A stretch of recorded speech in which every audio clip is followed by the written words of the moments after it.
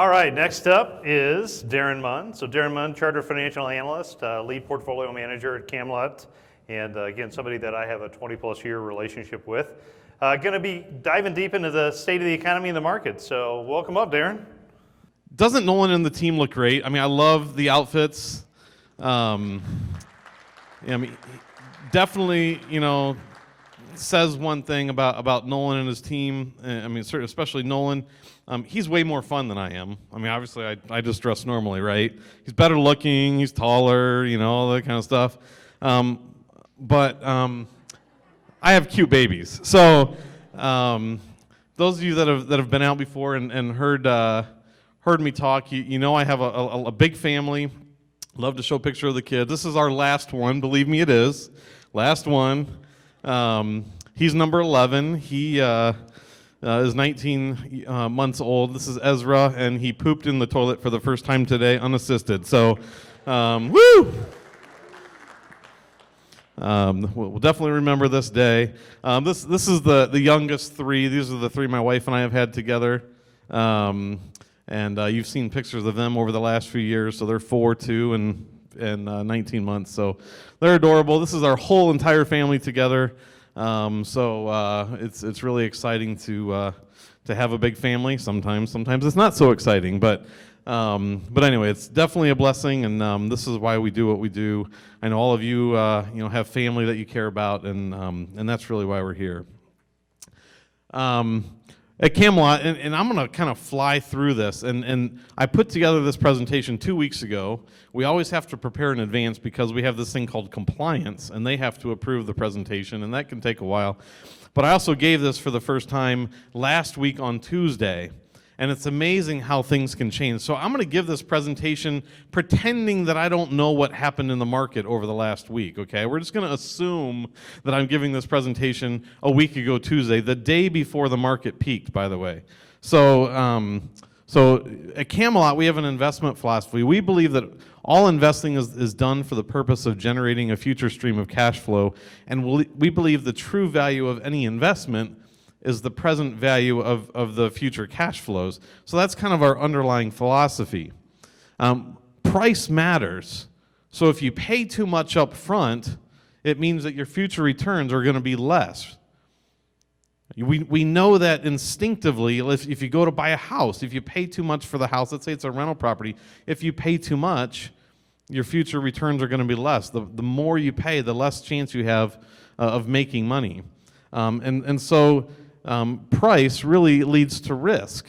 This is a quote by Machiavelli that I love, and the reality is every decision we make has risk, whether it's a decision to invest or a decision not to invest. If we decide not to invest and put our money in the bank, there's risk in that. We have inflation risk. We have other types of risk that come along. So every decision has risk. We can't avoid risk. So we have to decide what risks to assume and what risks to avoid.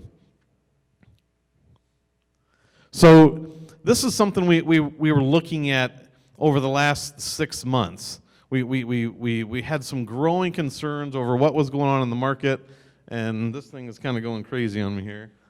There we go. This shows, you can't really see it. You may not be able to see the numbers.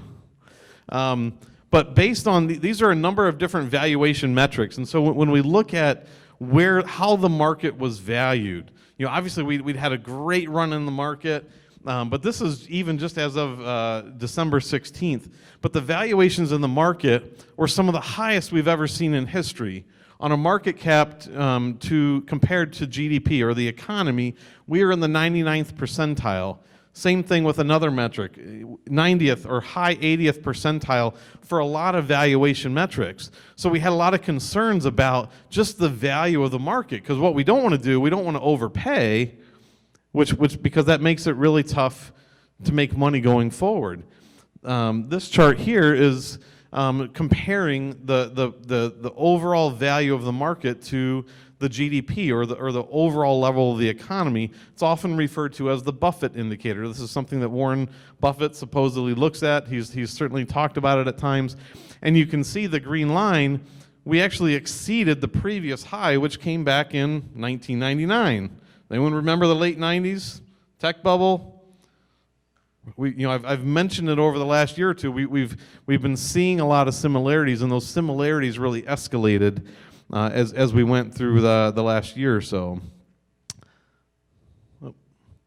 So there's a lot to see on this chart, but all I want to really highlight is this looks at the price-earnings ratios of different parts of the market, and I'm going to focus on just this box right up here, because this looks at the large cap growth part of the market. So this is the technology, the biotech, the things that have really been driving the market.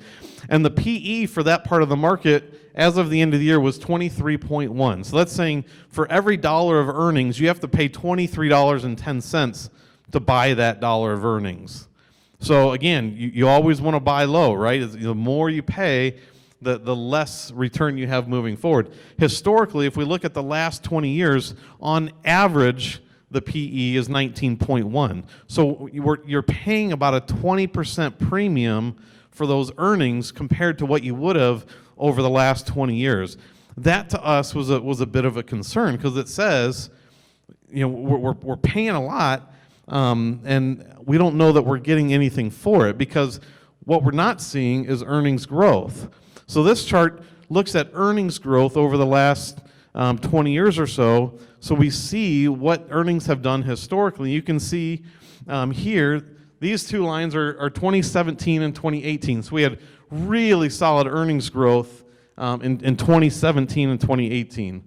However, when we look at, this is the first 3 quarters of last year, we had really low earnings growth. We had very little earnings growth as we went through last year. Yet the market was up 30%. So something doesn't really fit there. You can't have a market that's running up 30% when you have extremely low earnings growth. And the reality is, all of the growth that we experienced is because companies bought back shares. So it's good that they bought back shares, but what we weren't seeing is the actual profit increase. On a per share basis, profit was higher, but that's only because there were fewer shares. There was also lower profit because profit margins were contracting. So that was a bit of a concern for us. This looks at what is the potential of the economy moving forward. And this is important for us to look at, because we're in a scenario like Nolan and his team talked about, where our economy has actually been doing really good. Supposedly, right? That's what you hear. The numbers look good, but the reality is we're humming at around 2%. Historically, that's not very exciting, right?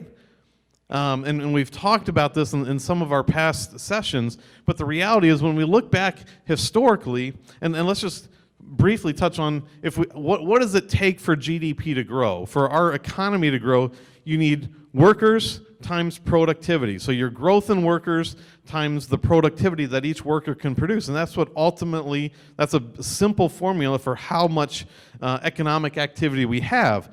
Well, something has been happening. Aside from my family, we're making fewer babies, right? So we have lower population growth. We can see the demographics, and so when we look at the amount of people entering the workforce for the next decade, really, we have basically a flat line of people entering the workforce. We have baby boomers retiring, and we have just enough people coming in the workforce to replace them, but not enough people to really grow. In fact, if we look at natural-born U.S. people, we actually have a slight negative. The only reason we're going to have workforce growth is through immigration. Frankly, we need more immigration if we want to have greater economic potential. And we also see this as productivity over here. We've had a declining growth and productivity. So when we look at the last several decades, the productivity growth in our economy has been decreasing. So that's not a recipe for strong economic growth. It's still better than all of the other developed world. The real reason is because demographically, they're already in worse shape than we are. Productivity-wise, we're all kind of in the same boat. In fact, we're in a better boat because we have more technology-based businesses here and service-based businesses. But the reality is, when we look at our economy over the next 10 years, 2% is about it. I mean, it would take something pretty dramatic for us to have sustained growth beyond 2%. It's just, and that's really almost all of it has to come from productivity. So when they say 2% is pretty good, it is. It's not exciting historically when when we were routinely getting 3 to 5%. But the reality is 2% is about what we're going to get. But that also means that corporate earnings growth also isn't going to be as exciting as what it has been in the past. We know that unemployment is currently at pretty much a record low. I mean, it's about as low as it can possibly get. I mean, the reality is it's not really possible to get any lower than where we are right now. So the black line is unemployment. We're way down here. You can see it's lower than anything we've seen going all the way back to 1969. We're seeing strong wage growth, which is great. Wage growth is good, but you can also see that there's also a limit to how fast wages can grow, and we're getting close to that amount, especially in light of the where interest rates are right now. This is another chart that looks at unemployment, and you can see coming out of the recession, unemployment was super high here. This breaks down different classifications of unemployment based on education levels, and you can see for everybody it's been just a really strong employment picture. For people with a college education or greater, the unemployment rate is just 2%. For those with less than a high school degree, the unemployment rate is all the way down to 5.3%. Really, the lowest it's been, is probably in history. I don't know if it's ever been lower than that, but at least on this chart, it's the lowest it's been. So the reality is the economy has been good, the jobs market has been good. It's been benefiting pretty much everybody. So I put this together really to put my thoughts down on what I thought would happen this year in the economy. Again, this is what I put down before. I actually did this back in January. I think we're going to see moderate economic growth of 1 to 2%. I think 2%'s the max. I think there's a chance we could be as low as 1%. I think that we're going to see job growth, but it's probably not going to average more than 200,000 jobs. It's probably going to be less than 200,000 jobs. Unemployment will probably stay around the 3.5% range. We're probably not going to see a dramatic amount of fluctuation from that point. We're going to continue to see strong wage growth, probably in the 4 to 5% range as we go throughout the year, which is great. That's good for personal incomes. And I do expect that we're going to see some Fed rate cuts. They've projected they're not going to cut any rates. They're almost always wrong. Last year at this time last year they were suggesting they were going to raise rates 3 times. What did they end up doing? They cut rates 3 times. So you can see the Fed really doesn't even know how to predict their own actions a few months out. So the market is telling the Fed that they need to cut rates already. So that's why I believe the Fed's going to cut rates, is because the bond market is already telling them that they need to cut rates. I think the 10-year bond, however, will probably, the yield very well may go up. Assuming the Fed does cut rates and listen to the market, we'll probably see the 10-year bond turn around and go back up, although it's very much gone in the other direction so far this year. How does that really translate into the market? And remember, I wrote this back in January, so this is not cherry picking. I said volatility will reappear sometime. And I feel like I've been a broken record because I've put that in my presentations a lot, and yet we've had this straight up market for so much of the last several years. Both 2017 and 2019 were 2 of the most momentum-driven markets we've ever experienced in history. I mean, breaking records on a regular basis as far as just the momentum in the market. It's not normal. I mean, what we've experienced I believe, was largely fed by other influences, and that's not how markets normally behave. So that was concerning. I do think there's potential for markets to be up another 10% or so this year. So we've had a great run. We had a great year last year.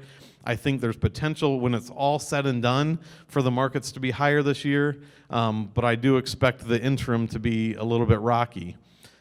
Safe bonds, so things that government bonds and investment grade bonds, I think are going to produce low or negative returns by the end of the year. And what people consider risky bonds or high yield bonds may actually produce moderate and positive returns before the end of the year. So what people think is safe, I think might not be safe, and what people think is risky, I think might not be so risky. So if we really want to talk about risk, what's keeping me up at night? And remember, I did this presentation 2 weeks ago. The biggest thing is the dependence we have on central banks. We've had sluggish economic growth. This has been the slowest recovery coming out of a recession that we've ever had. And the reality is the Federal Reserve, not just here in the US, but pretty much everywhere around the world, has been dumping tons of money, tons of liquidity into the financial markets.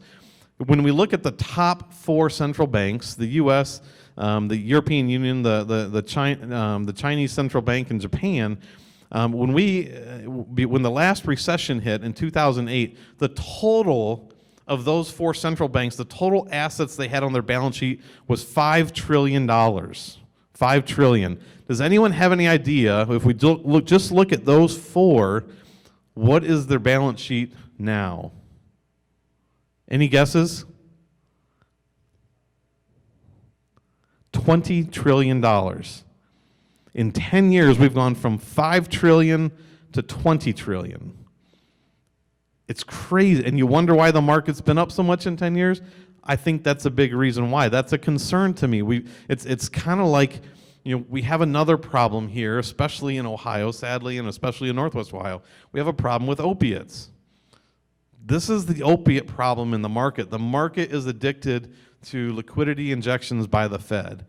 And we've become dependent on it. And the market starts to behave like an addict. When the Fed stops injecting liquidity, the market erupts. The market throws a tantrum. The market does things that a normal, rational person wouldn't do. Just like an addict would. It goes through a withdrawal symptom. And we've seen that. This is the 4th time. Last year was the 4th time since 2009 that the Fed tried to stop increasing balance sheets. When we look at all the central banks, they actually got slightly negative. They actually reduced their balance sheet for a very brief period of time, just a few months actually, before they had to turn around and start turning on the spigot again. Now, the funny thing about the Fed action last year is, remember, they said they were going to raise rates 3 times heading into last year, and the market said, no, rates are already too high, you have to cut rates. And so as we went through the first part of the year, the stock market did pretty well until May. And all of a sudden in May, we had a sudden pullback in the market, and it was kind of a warning sign, I think, for what happened. And the bond market was screaming at the Fed, you need to cut rates. Rates are too high at the Fed. And thankfully, the Fed listened. However, what they said and what they did were 2 very different things. So they finally cut rates at the end of June, 0.25%, and they said, oh, this is just a mid-cycle adjustment. Everything's good, nothing to worry about here, just a mid-cycle adjustment. Maybe we'll do one more. A couple months later, September, or if you might remember August, things got crazy again. The market, in just a matter of a week and a half or so, pulled back about 7%. So I think the Fed realized, hey, we've got to take some more action here. So they cut rates again in September. They cut rates again in October. So in a 4-month window of time, the Fed cut rates 3 times, all the while saying, everything's good. Nothing to see here, everything's good. If everything's good, why are you cutting rates, right? What they also didn't tell people is that they, instead of decreasing the balance sheet like they were doing, they started increasing the balance sheet. At the end of August, beginning of September, all the while saying, nothing to see here, we're not doing anything. They really didn't even admit it until the middle of October, about 6 weeks after they had started. And so for 18 months, they had been decreasing the balance sheet, and probably by the end of this quarter or the end of the second quarter, they will have increased the balance sheet all the way back up to the previous highs. And so what they're saying, and they still, even to this day, say, oh, this wasn't QE4. We weren't doing quantitative easing again. But the reality is they injected $500 billion into the financial markets just since September. $500 billion. That's why the markets, I believe, have been straight up since August. It's been almost a straight up ride since September with very little volatility because we've had all that in liquidity. So this is a picture of the Fed balance sheet. You can see for 18 months they made progress, and then bam, abruptly, just had to immediately increase it. And this only goes through the early January. So. I believe it's higher than that now, but I think that they want to stop. They know. I mean, they're kind of like an addict's parent, right? They know that this is bad for the market, but they're enabling the markets, and they're not willing to let us experience the pain, the natural pain that the economy goes through and the markets go through. So this shows. This is another picture that shows the four major central banks and the amount of buying that they've been doing in 16, 17, 18. Again, we just briefly went negative there in 19, but immediately had to shoot back up into creating more liquidity in the market. So that's something that's certainly very concerning to us, is just the fact that our economy and our markets seem to be addicted to that. At this point, they think the Fed still thinks that they're going to be able to raise rates. That's the blue diamonds kind of over there. They think over the next couple of years, this is what they call their dot plot, they think they're going to be able to raise rates. I don't think there's any chance they're going to be able to raise rates. In fact, the market, and this is even old, it's more pronounced than this now. The market is already telling the Fed, no, you have to cut rates, and that's the brown line there on the bottom there that's saying, sorry, Fed, you're not going to be able to raise rates. You actually have to lower rates even more than you already have. The next thing keeping me up at night is the corporate debt bubble. We have basically record low interest rates, and what corporations have been doing, they're not stupid, right? A lot of these CEOs, they get paid based on how the stock prices do, and buying back stock is a good way to reduce the number of shares, which means your earnings per share goes up. And so, yes, they've been pretty profitable, they're buying back shares, but they realize, hey, I can borrow money at 2 or 3% over here and buy back our stock, really reducing our share count, which makes our earnings per share look really good. And so what we've seen is that corporations have been borrowing tremendous amounts of money to buy back shares. Yes, a lot of the buybacks have come from earnings, but just over the last couple years, we've seen over $1 trillion, not a billion, not 10 billion, $1 trillion in corporate debt that's used to buy back shares. And so what that does, that increases risk, right? There's more debt on the balance sheets. We're seeing actually a huge amount of debt that's rated just one notch above the junk level. And when we have a recession, typically you see about 20% of that debt gets downgraded, and that's going to create some problems if that happens. And then there's also questions. Think back to 2008 and 2009. The credibility of the ratings agencies hasn't always been that good, has it? That was a big part of the problem that we saw in the last bubble, in the real estate bubble. The ratings they were putting on the debt was not very credible. They were kind of fudging the numbers a little bit. I'm concerned there might be some more fudging that's still going on. And so, there's a potential for a big downgrade wave if we have any kind of economic weakness. This chart shows the progress that we've made coming out of the last recession. So this is the recession that we had back in 08, 09. And you can see this blue line here is households. Households have done a great job of reducing our debt. Households are in great shape financially. But that's only part of the picture. This other line, this is our government. Big surprise there, right? Shot through the roof, okay?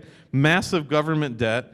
And this blue line is corporations. It hasn't been as dramatic, but it's still record highs as far as corporate debt. And then the chart over there on the right shows the BAA rated debt. So that's the debt that's one notch above junk status. It's more than half of the corporate debt right now, which is a record, and that puts us in a position that's extremely risky. This is a chart that shows the government deficits. You all know it's really high, so we're not going to talk much about that. The government's borrowing a lot of money. We're spending way more than what we have. I wish I could do that, right? I don't get to do that in my personal finance. Actually, I probably could. You could get away with it for a few years, but then you have to file bankruptcy, and that's not fun. So, and then lastly, and I already touched on it a little bit, or not really lastly, but next, valuations. Market valuations are high. The price we're paying for earnings is high. It's high historically.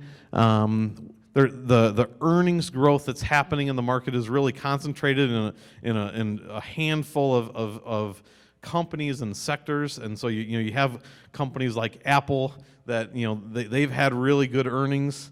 You have other companies that are especially the technology companies where we've seen earnings growth, but as a result, all the money is kind of rushed into that part of the market chasing those earnings, and so the quality of the earnings and the revenue growth we're seeing, or the dispersion, it's very concentrated, and that's a concerning sign when we see not a lot of companies participating in earnings growth. And I mentioned the Buffett indicator previously.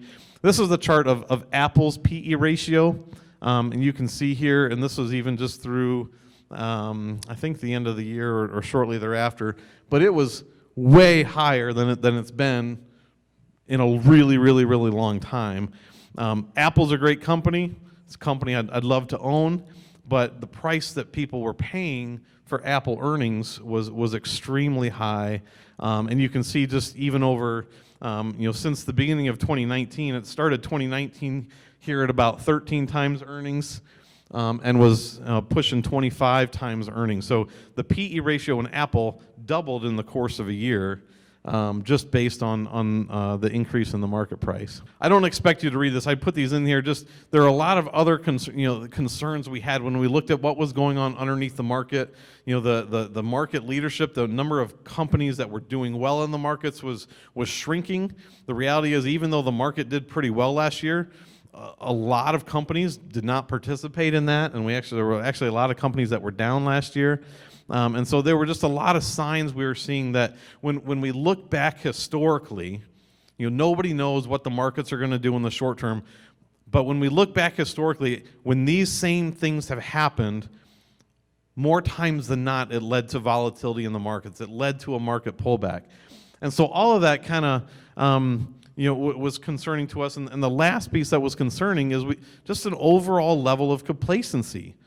Everyone just had built this belief that the market was just going to keep going straight up, and the levels of cash that people had in their accounts was hitting record lows. We were record lows when you look at mutual funds, when you look at individuals, when you look at pension funds. Everybody was at record lows pretty much when it came to the amount of cash in a portfolio.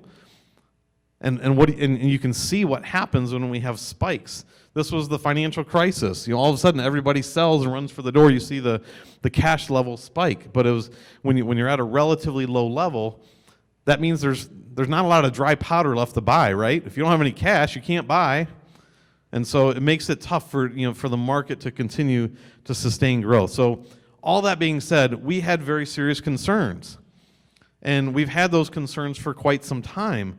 And we actually took moves last summer to take risk off the table, because one thing I've learned from being around this industry for over 20 years is you can't manage risk retroactively, right? If you hadn't positioned your portfolio before today, it's too late. The risk has already happened.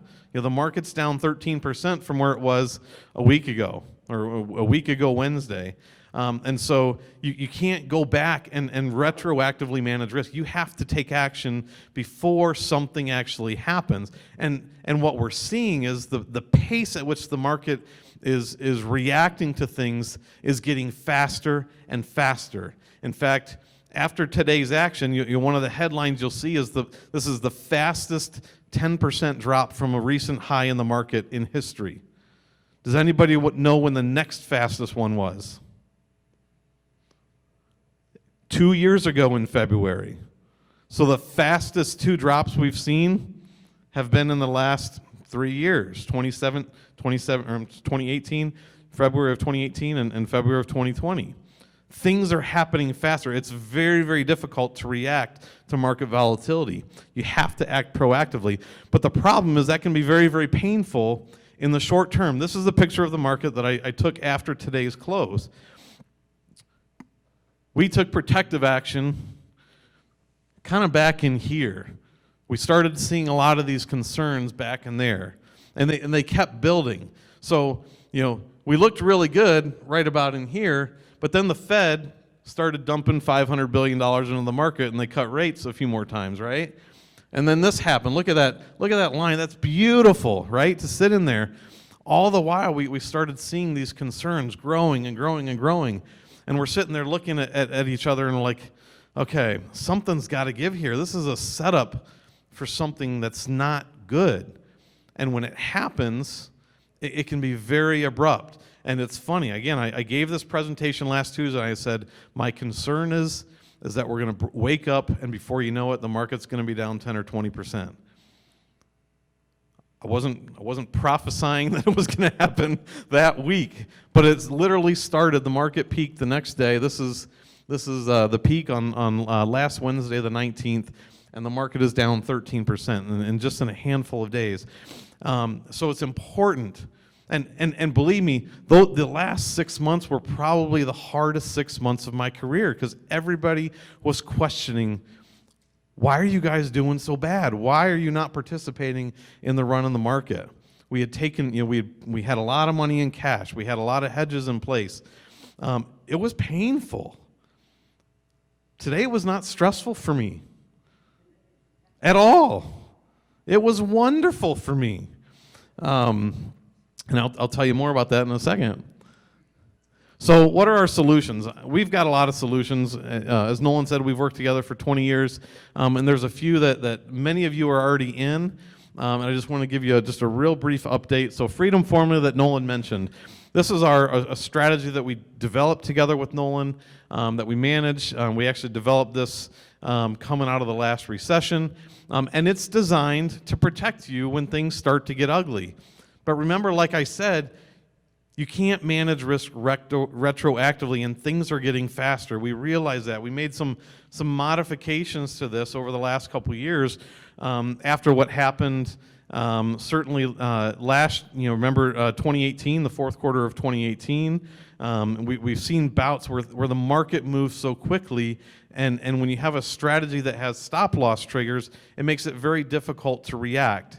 And then the market gets wishy-washy and it flip-flops and it can erode a lot. So we added some backup triggers. We added some of these other things that we're looking at in the market where we had to say, okay, we need to have a way to avoid, to get out of harm's way proactively and not get flip-flopped by the market.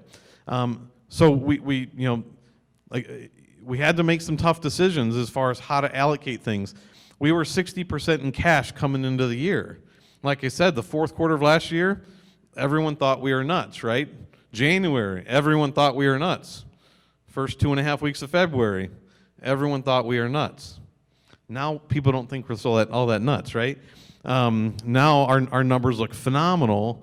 We actually sold a little bit more of this portfolio. It's actually almost 90% in cash right now. We sold yesterday a good chunk of the portfolio that was still in the market because it hit the trigger, and we didn't believe that the market decline was over. And so that strategy right now is almost 90% in cash. We also have an ETF bond ladder. This is something that we put in place for people that you don't want to be exposed to market risk at all, but you'd like to make more than that 0.5% you're getting in the bank, right? And that might even be generous. Our ETF bond ladder we designed actually in 2016 really, some of you remember the first quarter of 2016. That's when we had that big oil, the big drop in the price of oil. It went from $120 a barrel down to less than 30. So we developed this back then as a way to provide a fixed income solution that's fully liquid, that's very, very, very low risk, but that provides a decent interest rate. Our target is to generate about a 3% rate of interest on this. We've actually achieved better than a 5% average rate of return since we put this in place, but it's designed very strategically to reduce risk, to be in short-term bonds, but to reduce risk, and to also capture a decent rate of return with extremely low volatility. So I think the worst volatility we've had in this over the last 3 years has been about 1%. I think most of us can handle a 1% move in our portfolio, right? In exchange for a 3% or more rate of interest, and so that's a great option. Again, now is not the time to sell your market stuff and buy this. Okay, it's too late. But for your fixed income part of your portfolio, this is a good option. For that cash that you have sitting around, this is a good option. The reality is, most investors, even most advisors, sell what's done really well lately, right? That's why nobody was buying our stuff up until about a week ago. In fact, they're still not. They should be, because we looked really bad over the last 6 months. We also have 3 mutual funds. A lot of you know about our mutual funds. I manage 2 of them: the Camelot Premium Return Fund and the Excalibur Small Cap Income Fund. For example, just a few days ago, in fact, as of last Thursday, Camelot Excalibur was near the back of the pack for the year in its category, small cap value. In 3 days, we went from almost the very back of the pack to first percentile in 3 days. 10 percentage point swing in our relative performance to our category in 3 days. Today we tacked on 5 more percentage points. We were positive today in both of those funds by about 1.5%. Who would like to have a positive return on their portfolio on a day like today? Okay, so it was painful for about 6 months. We had to make tough decisions based on the things we saw in the market. It was excruciating.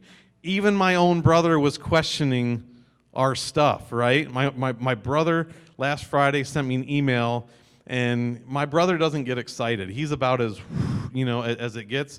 He was freaking out, like, what is going on? And I'm like, I'm a moron. What can I say, right? No. This is why. This was our concern.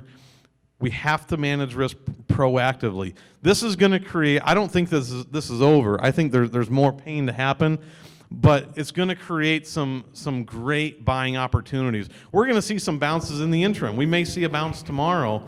I don't think the low's in place yet, but the reality is we're seeing great buying opportunities even right now. So like Nolan said, if you have cash on the sidelines, get it ready. If you have it in the bank, talk to Nolan, talk to his team, get it into your account, because the time to buy is very, very close. Probably at some point over the next couple weeks, we'll see the market bottom. We're going to see some fake outs. We're going to see the market bounce. We're going to see it come back down. But the reality is, nobody knows when that bottom's going to be. But what we know is, I'll give you an example. I was buying a position today for our clients. It has an 11% dividend yield, and it probably has, in my opinion, it has about 50% upside potential, and I don't see how it can get any cheaper than what I bought it for today. It's a preferred stock. The par value is $25. We were buying it at $15 a share today. 11% yield. I'm very, very happy with an 11% yield while we're waiting for the market to figure itself out, right? So my point today is, now's not the time to move away from the market. Now's not the time to sell. If you want, if anything, you can start to nibble, look for some good opportunities, but get ready. Talk to Nolan, talk to the team, get that money ready, because the time is getting close when we're going to have some really good opportunities. I'll leave it at that.